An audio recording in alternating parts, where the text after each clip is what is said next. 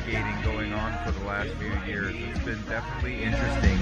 And one of the things we invite you to do, since Don and I have been so spot on over the last 3 years, is we ended up just saying that we're going to go ahead and show our crystal ball. So if you log into donandgino.com, you could check out all our wonderful productions taken care of by AP Productions and all our 3 HD cameras.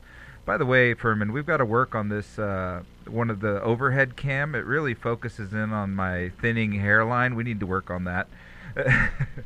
You're just keeping it short for all those workouts. That's what it is. Just want to make sure my hair doesn't get in the way. And if you heard that voice was not Don Getling, it was Taylor Weiner with Cherry Creek Mortgage sitting in for Don Getling. Actually, let's talk about that for 1 second. Don and Scott Crayon, another Cherry Creekian, since we've labeled that today, are over at the SCV Youth Project Golf Tournament today. And you'll hear that Don and I are always talking about our charitable ventures and things that we do for our community. In fact, this morning, a bunch of us here from the office also went and gave blood for the Michael Hoffman Foundation and Children's Hospital that we're collecting on behalf of Kennedy Ray. So just things that we do. And Taylor, you've seen us running around. We've got Band-Aids and bracelets all over us from giving blood this morning. I'd say Don and Scott are doing a lot more charity work than they are golfing over there, but it's all for a good cause. It is for a good cause, and I heard that Scott's been practicing and getting pretty good at his golf game. I think he's got a little too much time on his hands. So do I. Maybe we start getting on top of him. We don't see him. He's at the driving range. Well, speaking of driving, we hope to drive your scores up today, and we've got a great guest. We've got Prime National Credit Repair. We've got George Hartmann joining us today. How you doing, George? Doing great, man. Glad to be back here in the vault. Oh, you're in the vault, but the button's not hit for that microphone. And Shannon, our producer here, says, yes, it is. Give me another shout. There we go. 1, 2, 3. Yeah, it's good to be back here in the vault, for sure. Hey, you got that crazy radio voice. I like that. Well, thanks for coming on today, George. And, we were saying earlier that everyone has credit and everyone wants better credit. And for years now, this has been the most popular segment of our show has been credit repair.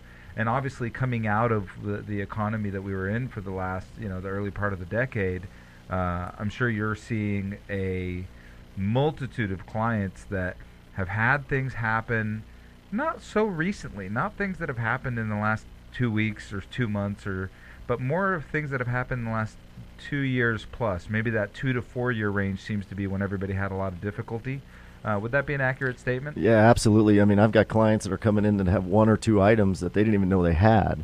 For instance, a client right now had a auto withdrawal on his HELOC, and for some reason the bank stopped, or the money stopped coming out of there, and the guy ends up with a foreclosure.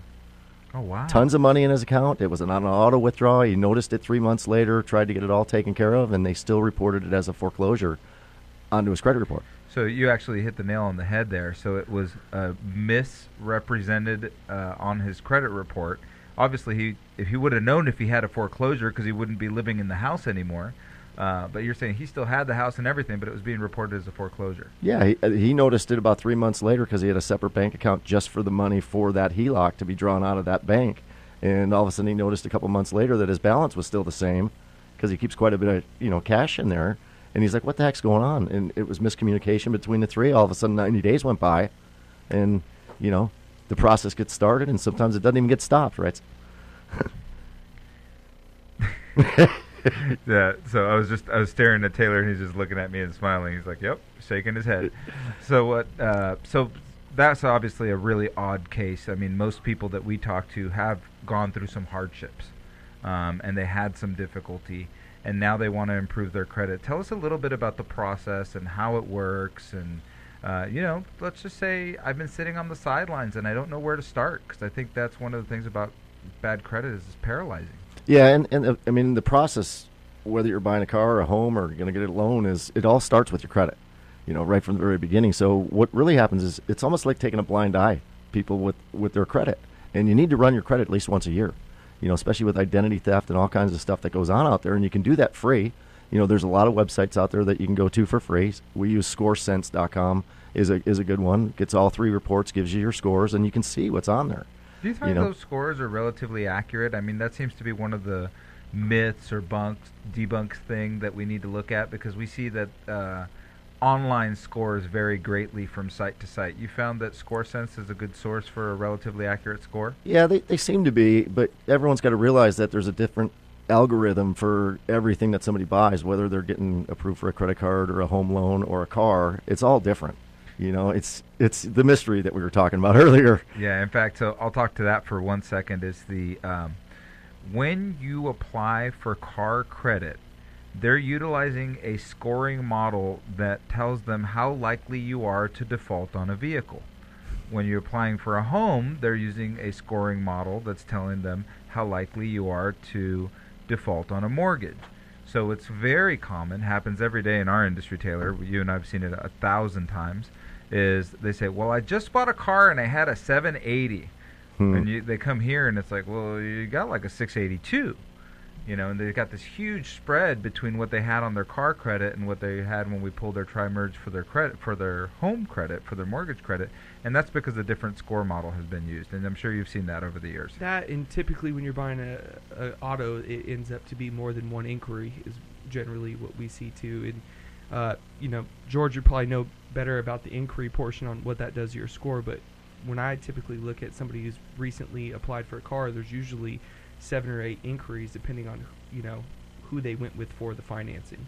Oh, George, that's actually a really good point. Can you bring us up to speed on how those inquiries work? Yeah, because when you go to get a car, they're going to shoot it off to a whole bunch of different places, instead of just going to one, finance place. They might not get it done here. Now they go to the next one and the next one and the next one. Next thing you know, you got 4 or 5 inquiries, which is going to ding your score each time that, they do a hard inquiry. How does that work with the hard inquiries? I know that I know that it's very hard to pin this down, but they say you're allowed to shop a little bit, that you can get a couple of inquiries, but just not go crazy.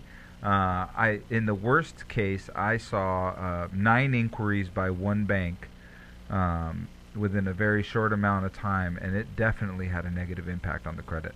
Yeah, I mean, those, whether it's an auto loan or a home loan, you're going to get those hard inquiries, which is going to ding the score. And then you've got the soft inquiries, which are like credit card companies and, people that are sending you stuff in the mail. And that's one of the things that we work on, too, on the report is those inquiries. Because, like, I get offers in the mail for credit cards all the time. I didn't authorize them to run my credit, Luckily, I don't fill them out and send them in, But those are inquiries that are going to definitely hurt the score, and we help to get those removed, too. So if you feel like you have a lot of credit inquiries, George Hartmann with Prime National Credit Repair would be a great person to talk to. And that's something that you guys do as a part of your service, right, is take care of the inquiries? That's correct. We have a flat rate price. And to get back to the process, it's, after they run their credit, it's really easy with us. We need a copy of a driver's license and Social Security card. We do a free analysis, get it over to them. We got flat rate pricing. It's on a tier based on the number of items that they have. And it's flat rate. We don't nickel and dime anybody.